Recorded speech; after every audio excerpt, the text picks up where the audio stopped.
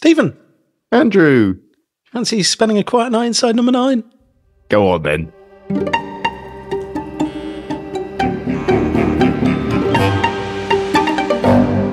We are revisiting Deadline. Yeah. Yeah, going through the scripts. Got our script books ready to compare what happened on the night with what was planned before the night. I don't know why. I expected. Actually, no. Part of me expected it to be quite tight. Because I imagine they kind of rehearsed. But I also expected lots of deviation at the same time. I wasn't sure what to expect, really. No, I wasn't. I was expecting more ghosts. I was hoping that they would tell us about where all the of the ghosts were. What I was glad to see was we have words, whispered words. Whispered words. Yeah, we've got all the words that were spoken when the sound cut out, so we can fill in the gaps there. Some of them were supposed to be different to what ended up happening. Yeah. Yeah. Yeah. So, yes, as always, I went back and revisited our original go through this one, which Was that the one we did live? Live, yeah. And actually, it was because I was braced for, what is this going to be? And did we do good. well? It was all right. I didn't watch the whole thing, but I saw the beginning bit, and when we were wearing the balaclavas. Which I hadn't remembered, took me absolutely ages to get on. Because you were like, first thing we've got to do is take these balaclavas off. I was like, no. It's taken me such a long time to put on, I'm leaving mine on for a bit. That was our first foray into live, wasn't it? It was, yeah. And we should have left it there. That should have been the first and last time we did a live episode. But no, it's good fun. But yeah, we'll be... maybe focusing on the scripts and picking up on a few bits and pieces through this episode. But if you want to hear our full take on Deadline, then go back and watch that one or listen to that one. You can watch that one on YouTube, but you can listen to it as well. First.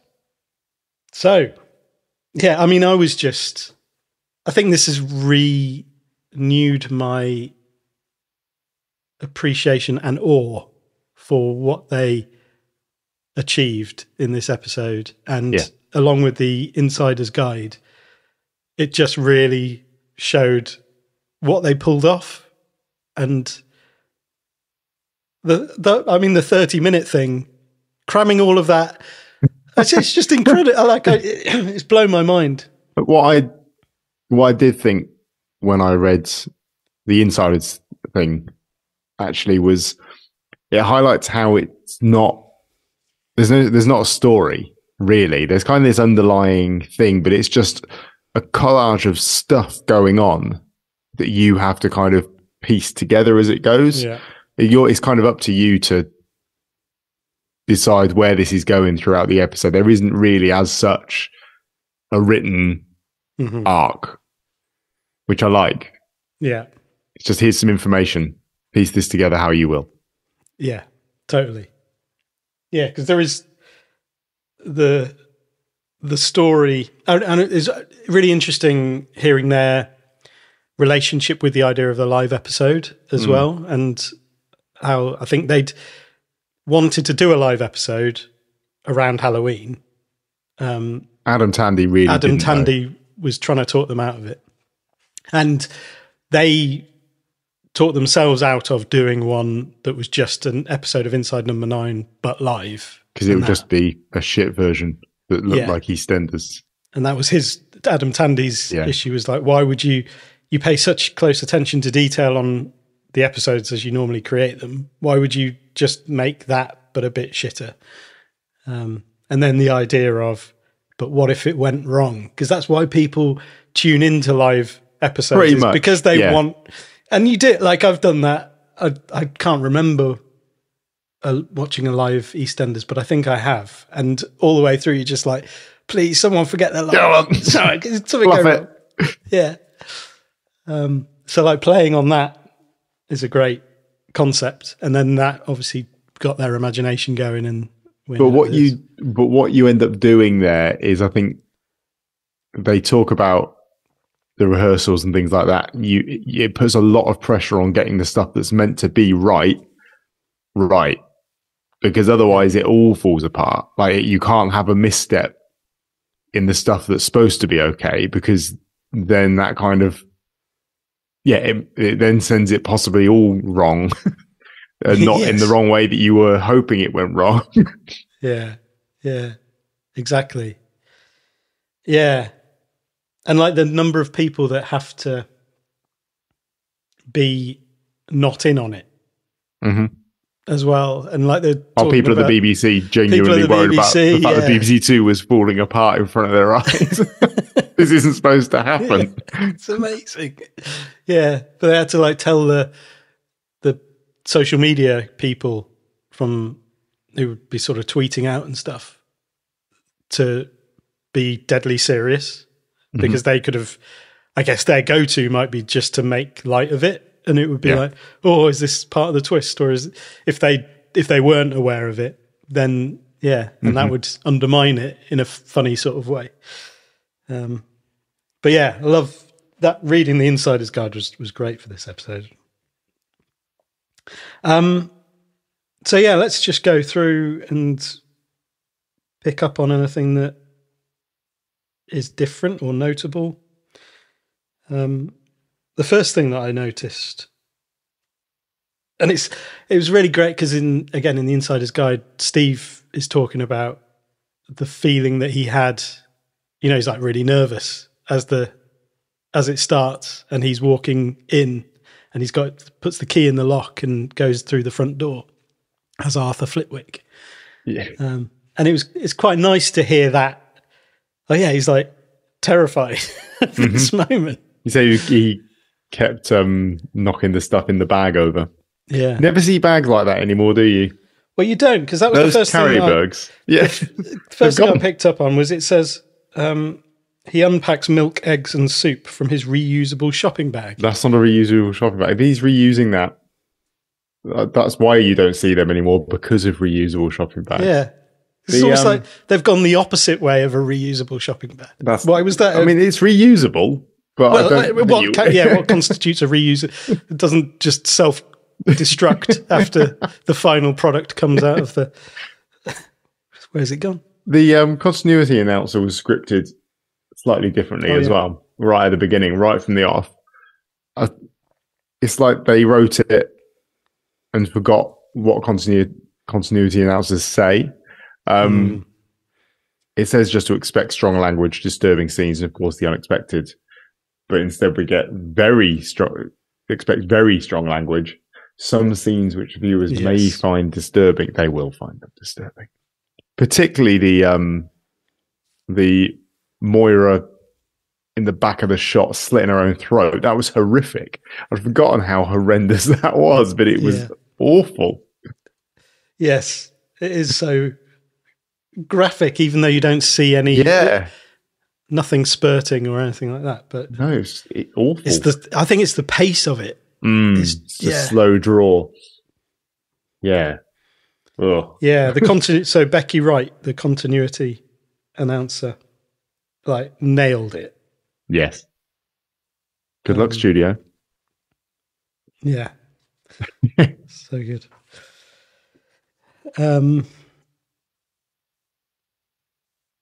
Everything. So the stuff on the radio is scripted. Yeah, which was confusing me because I didn't think it was until I looked more carefully at what I was reading whilst trying to watch it and going, hang on a minute, where's this? Because it's not at the forefront of. Yeah, he just said, paying attention to, and stop breathing. I was like, hang on a minute, where's that? But no, you've scripted everything. What's the matter, Mum? Your father and I want to make our wills, but we're worried that with all the solicitor's fees, it's going to cost a fortune. It needn't do. Look, this is the brochure from Wills Unlimited. The attention to detail there is great because they've obviously come up with that advert as a Wills Unlimited for a clear conscience. Yeah, brilliant. All while Arthur's coddling his eggs. Bloody hell. It's just coming up to 14:15, which is 2:15 in old money. Just yeah, brilliant radio. Just very local radio. It is very local radio. So yeah, they decided to cut an early transmission card, didn't they? Yeah.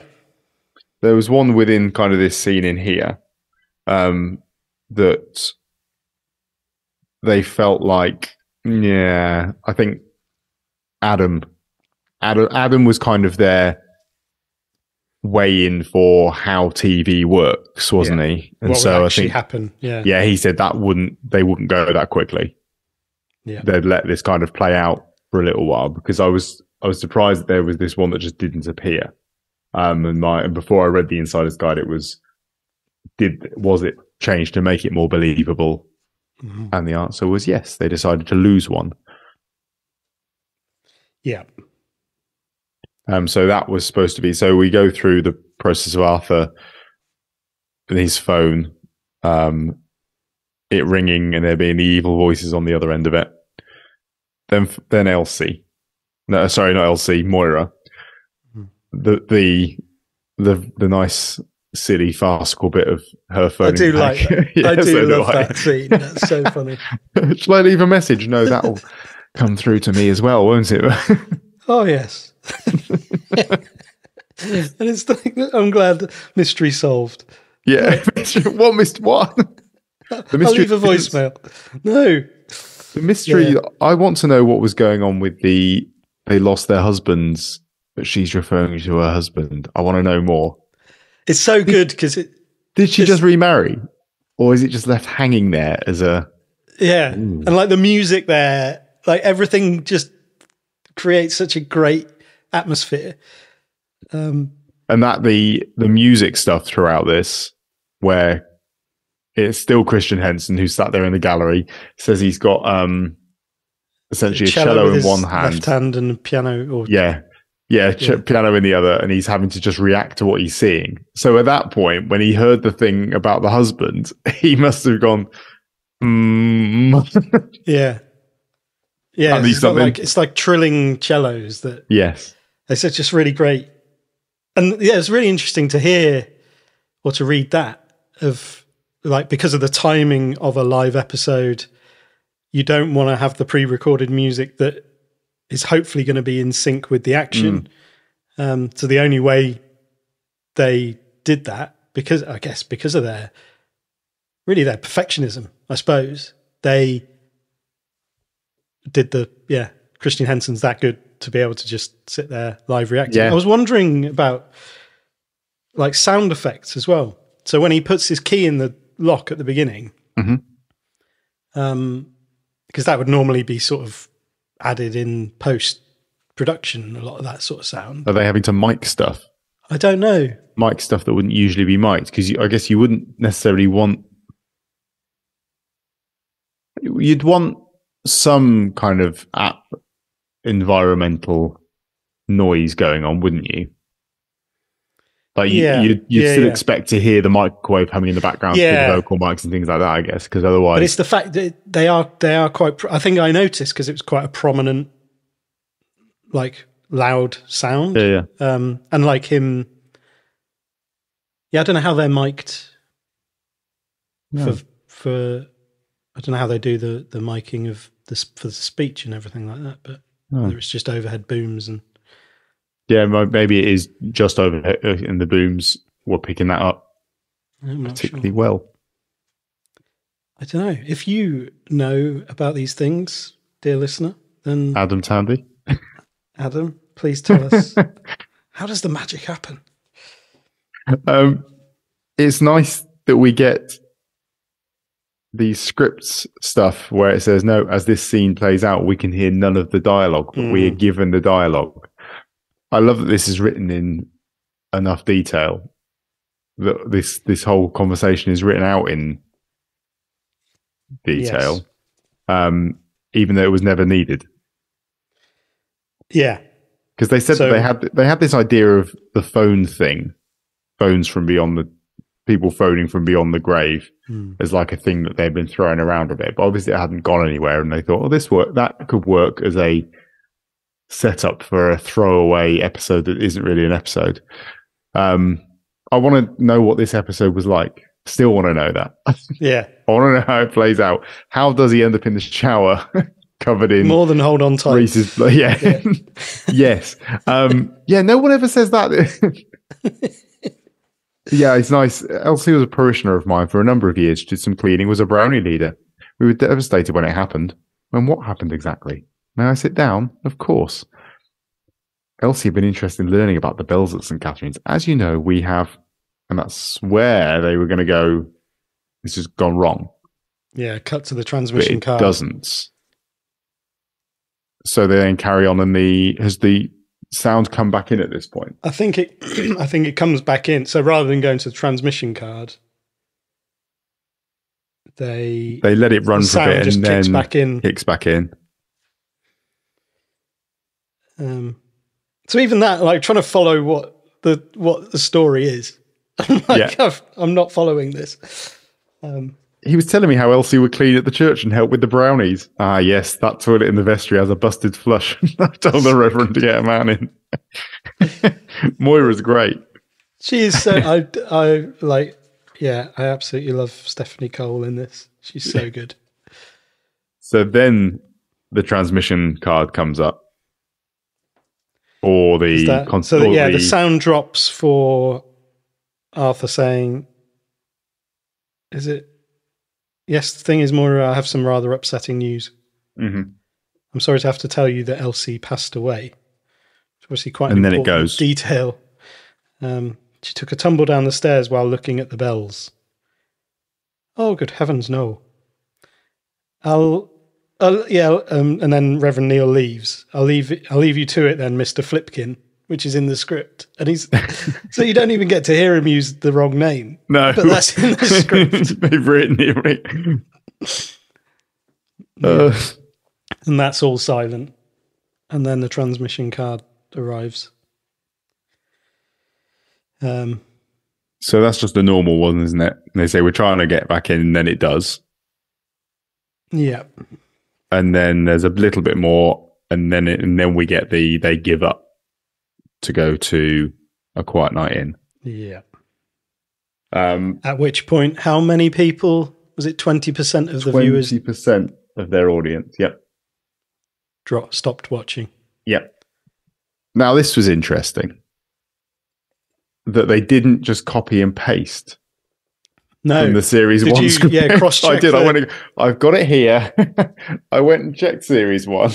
I was like, why did they write this out again? Why did they change bits of it? Why did they not just load that up and paste it in? Yeah. It's not like it changed. It's not. There's nothing importantly different. No. So they've gone to the lengths of rewriting the kind of external or all of the descriptions. Yeah, all the what's the word? Establishing shot stuff. Yeah. Yeah, it's really odd because up until the point where the guys appear outside in the garden, it's all the same. It's literally being played shot. It is just they hit play, right? Yeah. I don't know whether I realised last time. I was interested in how much Rachmaninoff's Piano Concerto No. 2 sounds like "Lazy" by David Byrne. The beginning of that. I don't know whether he used that, but it does. Interesting observation. Yeah. Yeah. So yeah, did it say? I don't think it said in the book how they went and dealt with changing this. Did they? I assume it was just editing in post. They just add the girl in the back. Yeah. In kind of a bigger picture kind of thing, the girl gets more screen time than it feels like is scripted. In that moment? No, in the episode. They drop her in. Is that the same girl that is like stood in the corner? Well, In the Victorian dress. Yeah, so in the cast list at the front of the thing, it's got the ghostly Victorian child and a Victorian lady ghost. I like that, Victorian lady ghost. Are two different things. Oh, yeah. Now, I don't know which one's the girl and which one's the lady. I mean, she seems like a lady in that bit. She does. But then I think it's the girl. The girl is there in the corner of the room later on when the CCTV is panning around. But that was supposed to be scripted. We'll look at it properly in a minute. But there's supposed to be ghostly faces in the window, which I tried to see, but I couldn't. Yeah, I couldn't see. And then it pans back and she's there, and it doesn't mention her there at all. She's also in the tea room in the mirror. That's not mentioned either. So she seems to get more screen time than they thought she would. And I don't know why that's the case, but yeah. So she's the lady. So we're going Lady Ghost is in the. I think so. Yes. We haven't got like something for scale. No, how tall this ghost is. Is this going to be important in the grand scheme of things? I don't think so. We'll find out. Not for me. It feels like you're sowing the seeds of some kind I'm not. No, I'm not. Not yet. I might. It might suddenly happen later when I go, oh my God, I've realised. I get it. I got it. Yes. It says ghostly woman. In fact, the ghostly figure of a woman in capital letters. There you go. Maybe we should just read better. Comprehension is a bit iffy tonight. It is in capital letters. It is actually in capital letters. The ghostly woman. Now the ghostly woman is standing right up against the glass. She's a skeletal face and wispy hair. Yeah.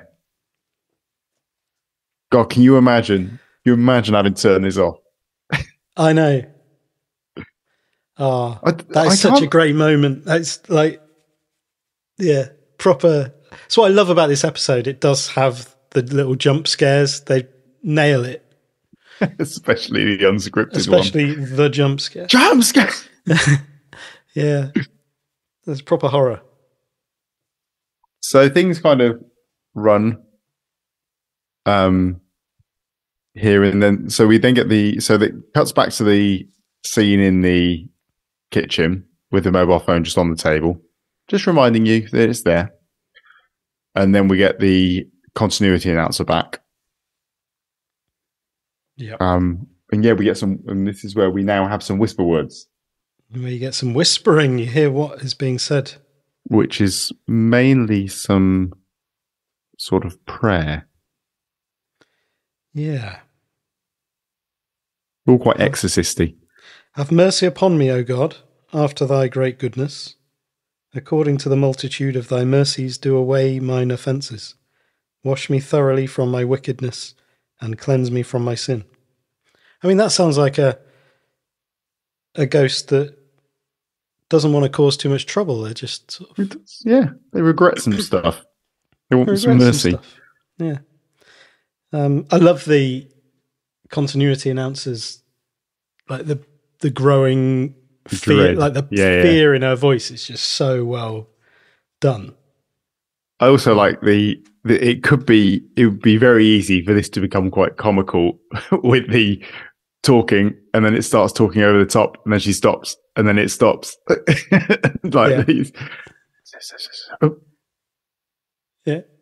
A bit like someone following someone and then like doing the whistle thing. Yeah. Looking around. I acknowledge my faults and my sin is ever before me. We'll get something on air for you, even if it's just some music. They cut that bit. Yeah.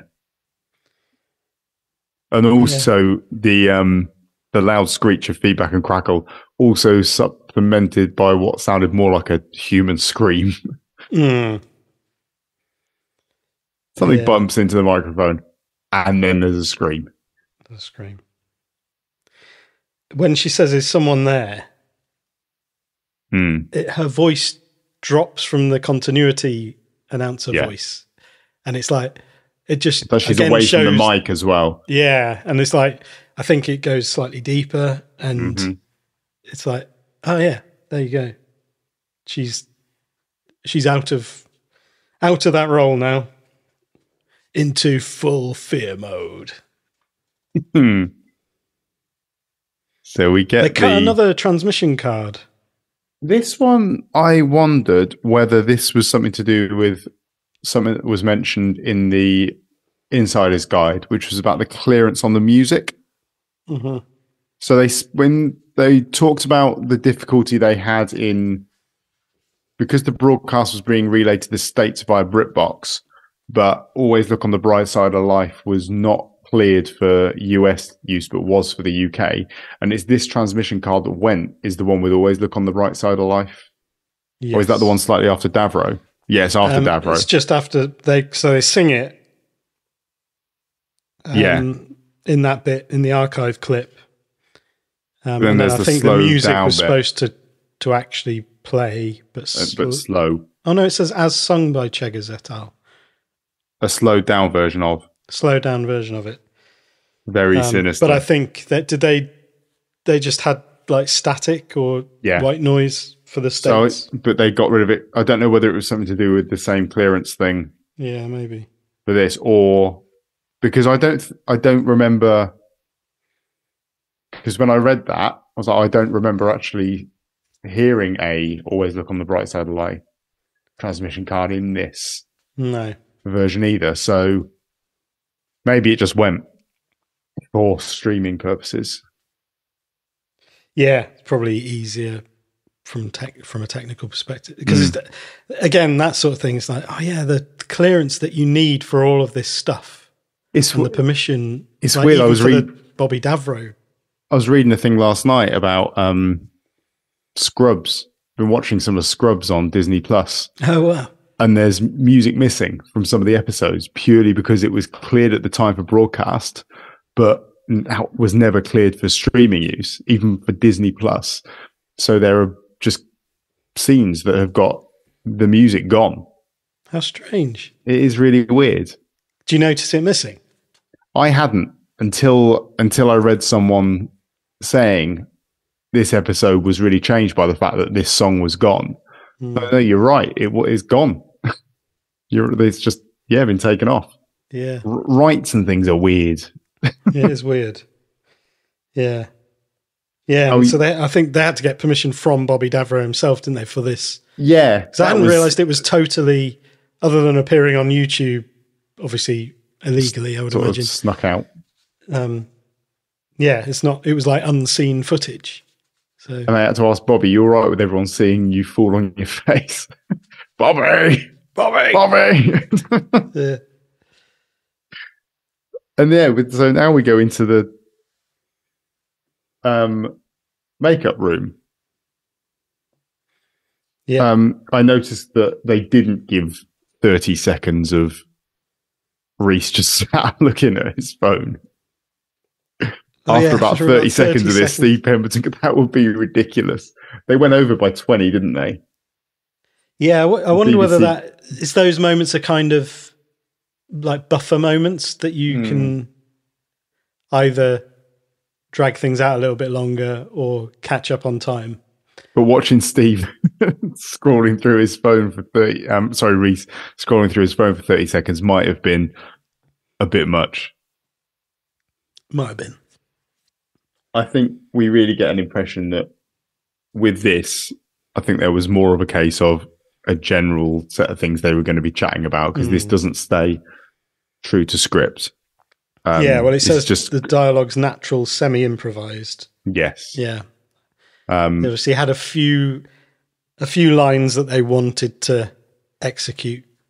Yes.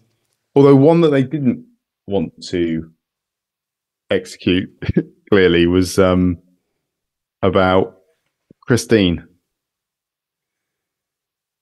Because they say we'll get repeat fees. Yeah, good point. Probably, I bet they would have hated. So Reese says in the script, I bet they would have hated it anyway. What? Deadline. Of course they would have fucking hated it. They always hate the horror ones. No, they don't. They do, apart from the brilliant Sheridan Smith one. That's not a horror. What is it then? It's not a fucking comedy, that's for sure. Yeah, so that went completely out, yeah. All that went weirdly. unless they just felt like it was unnecessary. Well, I think in some ways that would feel a bit contrived. It wouldn't. That doesn't strike me as the sort of conversation that they would have in that way. Yeah, true.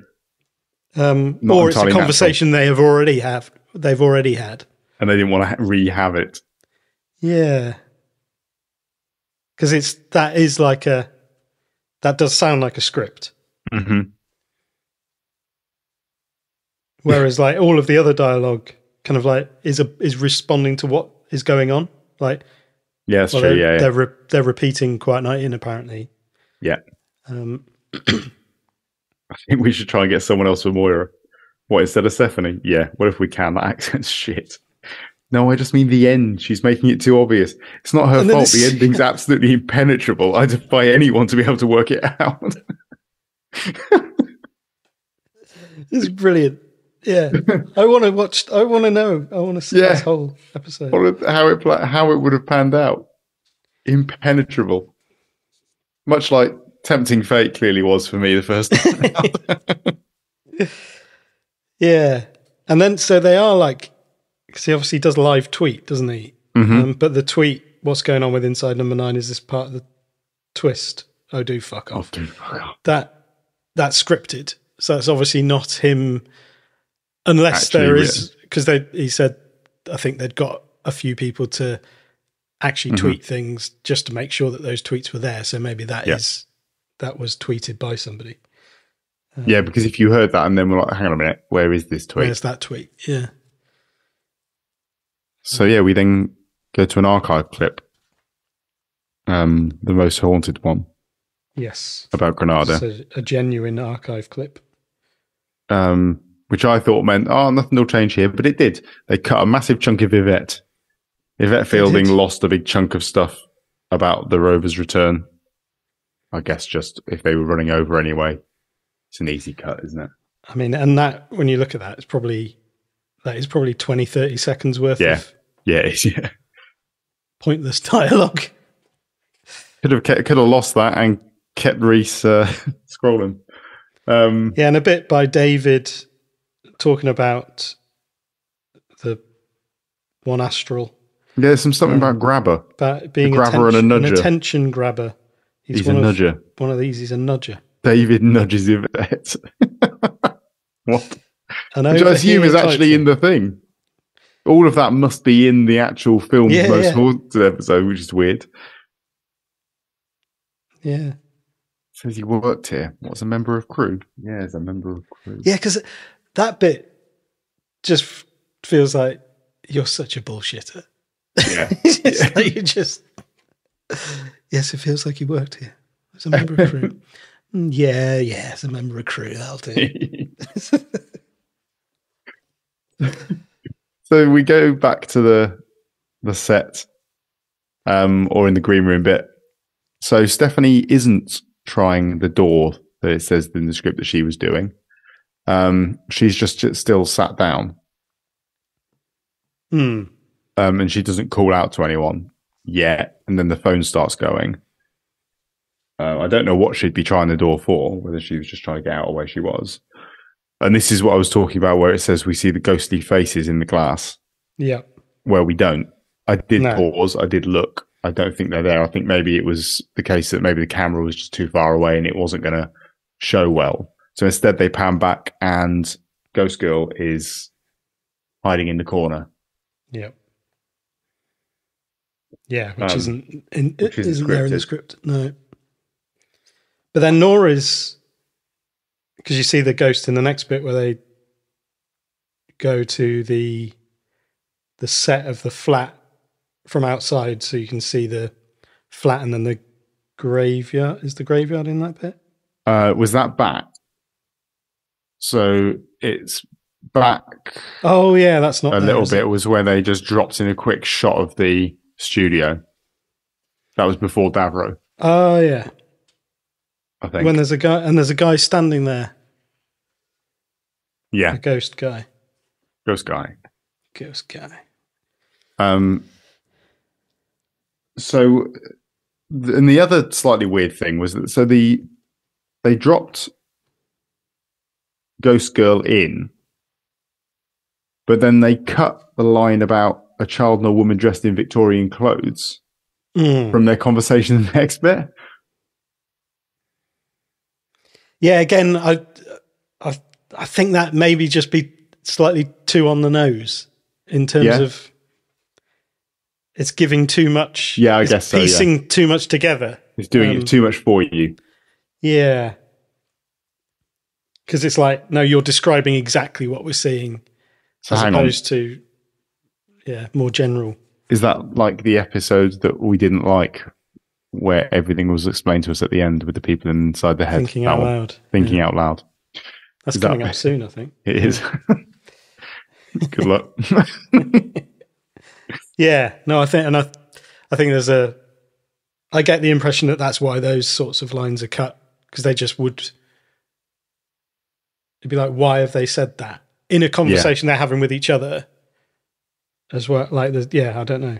Yeah, they also dropped the thing about the Bobby being on YouTube. They didn't need to reference it being on YouTube. They already know it. They know that. They know because they were both doing the Bobby. Because that was Steve. Is that the one on YouTube? You know that it's the one on YouTube. You've watched this over and over again, the two of you. Yeah.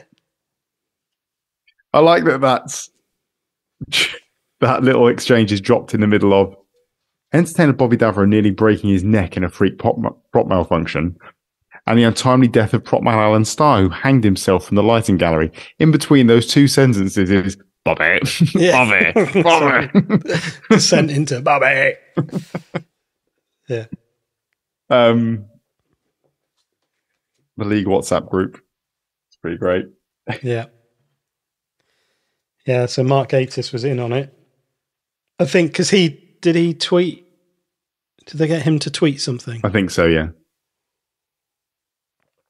Obviously, the WhatsApp group, nobody's really got access to that, so that doesn't. No, do what you like. You just make that up. Yeah. End-to-end encrypted. Unless Jeremy Dyson wasn't in on it and he got a little bit of a surprise. So then everything kind of plays out through, doesn't it, for a while? There's a bit about BBC Three that Reese doesn't say, I don't watch BBC Three, do I? I'm fucking nearly 50. Yeah. And that got replaced with, I've got no interest in television. Which I think's a great line. Yeah. I don't watch BBC Three. I've got no interest in television. Reese types into his phone. A live Twitter message is sent out. And there's Stephanie just sat there. So yeah, then we go back to the rehearsal tape of Deadline. So that's kind of made its way Ghost in the Machine style, just being played through for us. Arthur's in the bath with his knife. It's a perfect cut to that, like, because it feels like he's just woken up from a trance, and he's like, "How have I ended up here, covered in blood?" And but actually, there's been a flow of whatever the story is into that moment, but he looks confused. He does. Yeah. It's weird that he comes out to see Moira having put the dressing gown on with blood still all over his face. Just give it a scrub, just quick. You're in the bathroom. You've got access to water.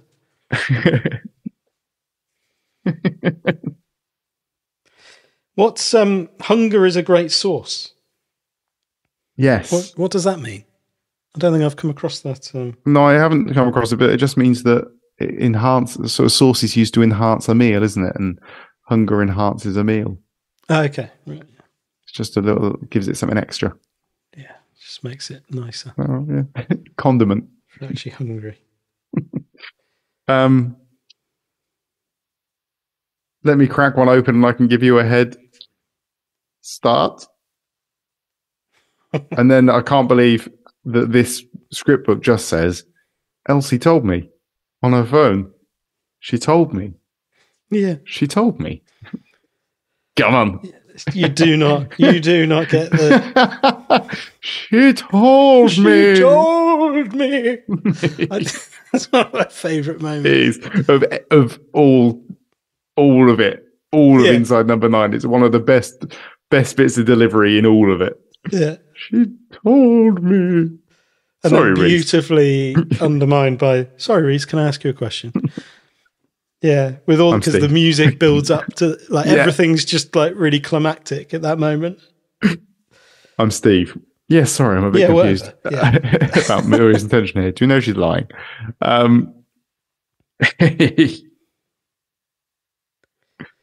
Yeah, and then Stephanie going into sort of trance mode. Stephanie segues into her Irish accent. Oh, yeah. Oh, we see Alan as well, don't we, at the end? Oh, yeah, we do, yeah. It says in the script he's very still, but I think he's walking towards the camera. Yeah, it says he stares straight ahead in a slightly unnerving way. We don't see his face, do we? It's all quite blurry. Yeah, he's out of focus, yeah. She seems zoned out, as if under a spell. Yeah, I think, really, and this is the bit where they said she's got a lot of lines to remember, and also there's pressure on timing here. Yeah. Where I think, was she doing it? They needed her to do it faster than felt natural, maybe. So the bit when she's kind of doing her little monologue that's been about Wednesday being Samhain. Yeah. They're with us. They're with us now. Yeah. They don't want us here. I know, you're thinking of Black Mirror, Stephanie. This is Inside Number 9. It's more dark comedy and twists. Oh.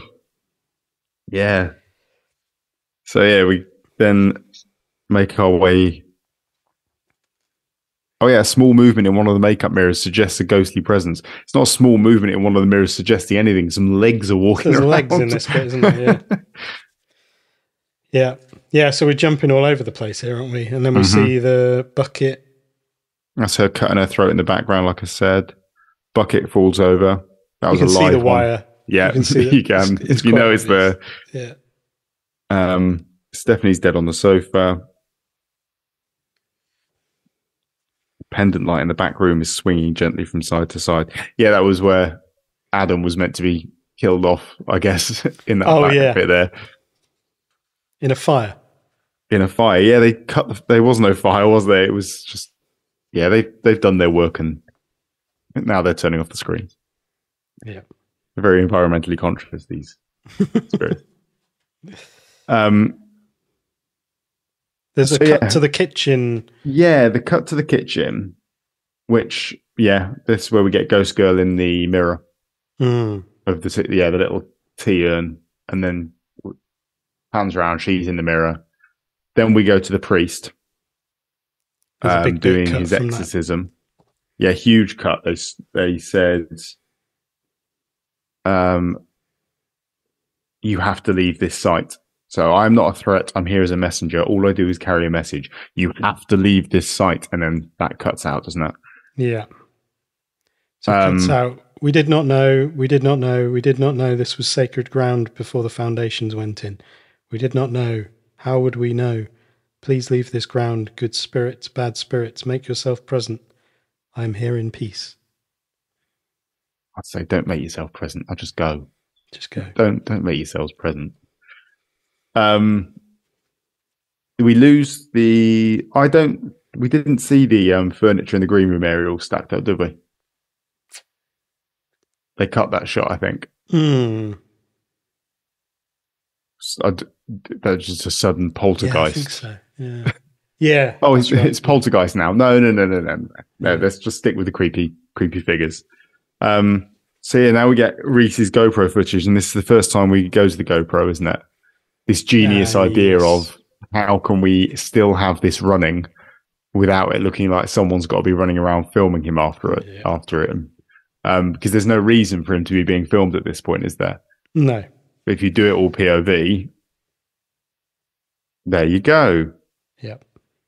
And it adds an extra level of, like, just him making that cup of tea. It's so the jerky nature of the GoPro Yeah. You're like, what are we going to see? What's going to happen? Ah! Like, it just adds to the horror of it as well. Yeah. And I suppose that's the thing with, it's like Paranormal Activity with the CCTV style camera. It's slightly grainy, just flicking in and out. Like, there's these ways of filming that just in themselves contribute to the feeling of dread and tension. Yeah. Yeah. As he goes now down into the electrical area. And this is all very much true to script. As he goes in, he finds the walkie-talkie. Then his own head rolls across in front of him. And he goes to investigate. And then we get Steve shouting, "Jump scare!" Not scripted. The word hot is added. Hot. Oh, is it? Could have had a hot cup of tea rather than just a cup of tea. And I think that makes a big difference. I think there's something about saying, I could have had a hot cup of tea in my hand. I don't know. I think it's an important additional word. Yes. If it was just any old cup of tea, where's the jeopardy? Where's the jeopardy? In a lukewarm cup of tea. Yeah. Yes. And then the next archive clip, have you got anything to say? No. So the next archive clip is the reporter. Yeah. This is where we learn about Mr. Starr himself. Alan. And all the electronic voice phenomena. Whose words change.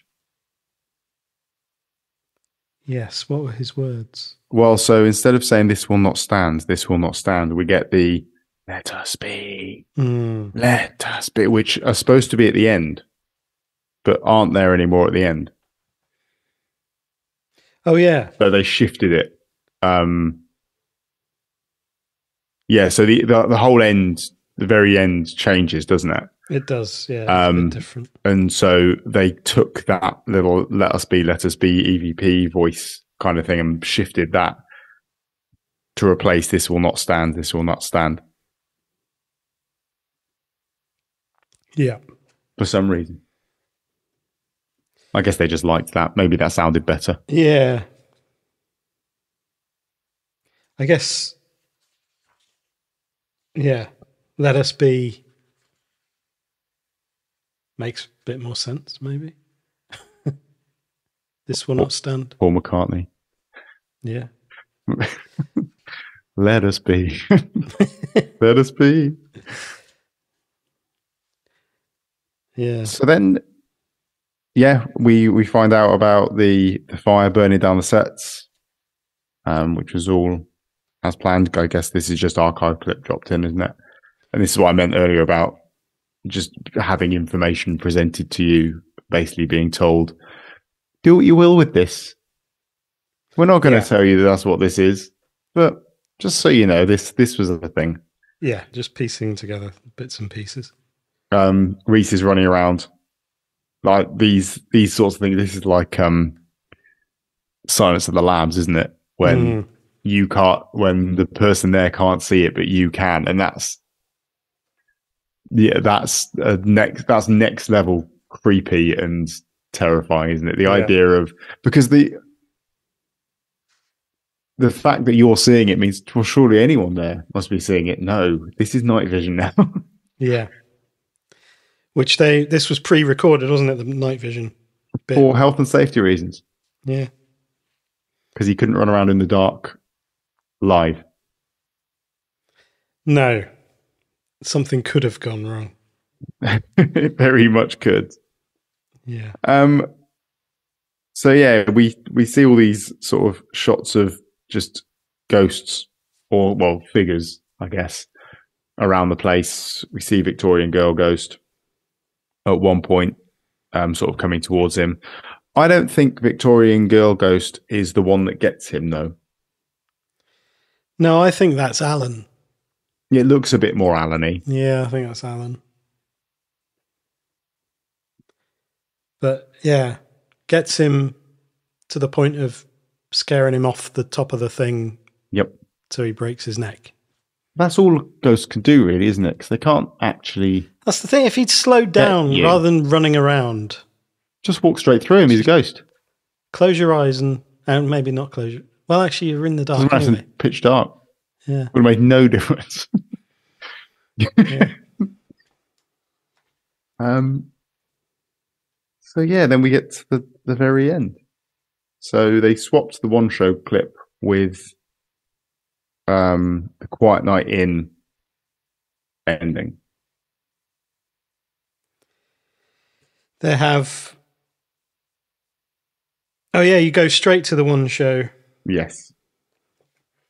Yes, that's right. Yeah, which was scripted to be Matt Baker. Matt Baker and Alex Jones. It wasn't them, though. Which Alex Jones? They're turning the frogs gay. That one. Alex Jones? Yeah.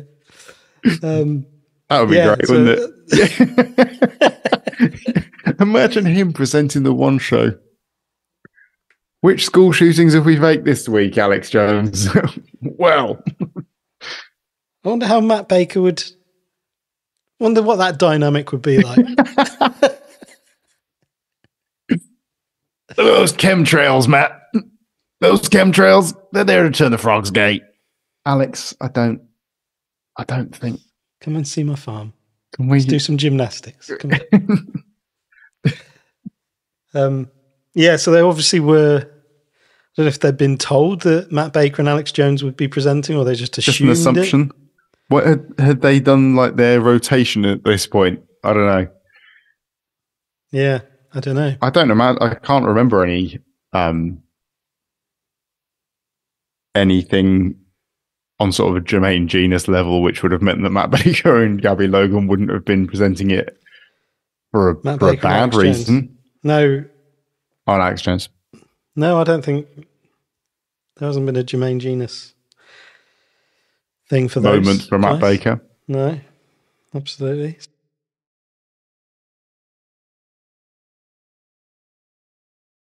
Just who? A conversation for the One Show is maybe slightly ambitious. But they did get the thing of, so do you believe in ghosts or something along those lines?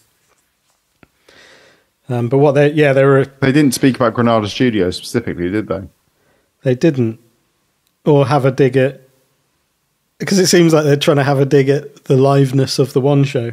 Yeah, because Matt Baker says, "Sounds wonderful. I don't envy you having to do live TV though."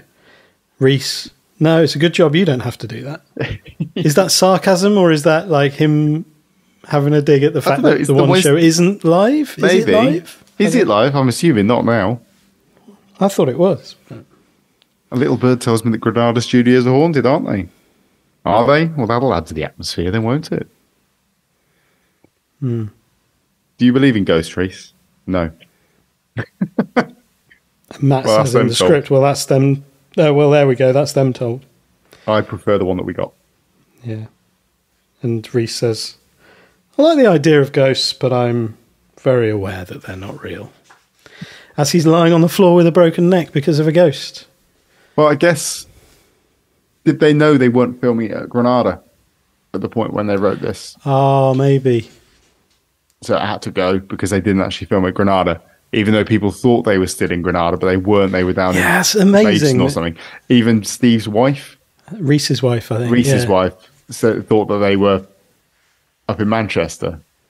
Yeah. But they were building in the car park or something, so they couldn't get their stuff in. Yeah. And then they had to use a secret project name so that people didn't realise Project Gemini. Yeah, that's it. Yeah, I absolutely love that. It's so good. And then, there's no transmission card. It cuts to... It cuts them back to... Is that where it goes to A Quiet Night In? A Quiet Night In. And that horrible repeated shooting in the head.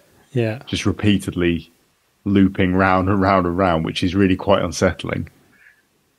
And then we don't get silence. We get the transmission card music, don't we?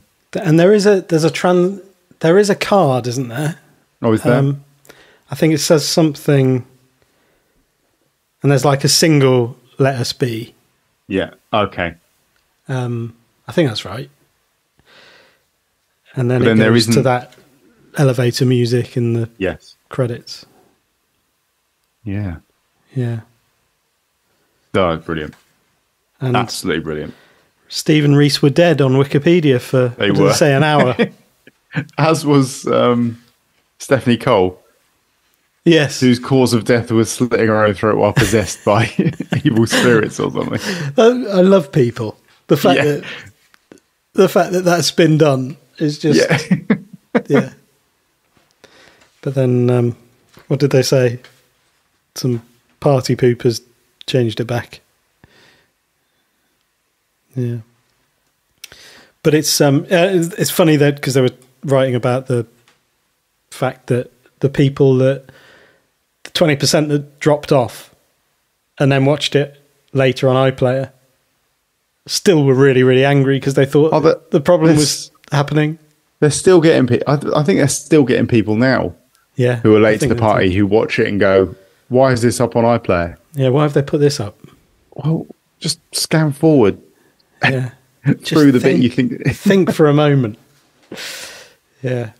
Don't let your rage about a TV program going wrong blind you to what's actually happening. Lee Mack doing it. I'll leave it. I was promised buses. They've done us again. I love the fact they've pulled it off twice. Yeah. Brilliant. Good old continuity announcers are the unsung heroes in these. They are. Because they're the ones that have to sell the what's going on is normal. Yeah, exactly. Yeah, let's hear it for the continuity announcers. Absolutely, yeah. Because you take it for granted, but you would notice if there was something really askew with the way that they did it. You would know. So, the star of the show. The continuity announcer. Yeah. Not Alan Starr. No. He is the star of this show.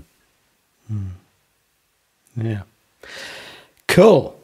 Well, if you've got anything to add, as in you, listener. Or remove. Or you'd rather remove part of this episode. Let us know. Drop us an email, aquietnightinside09@gmail.com. You can get in touch on Twitter @AQNIN9. And if you fancy dropping us a few pounds to keep this thing sustained, then that is always very well received, and we're very grateful for that. There'll be a link to PayPal in the show notes. So, yes. Anything else to add before we finish?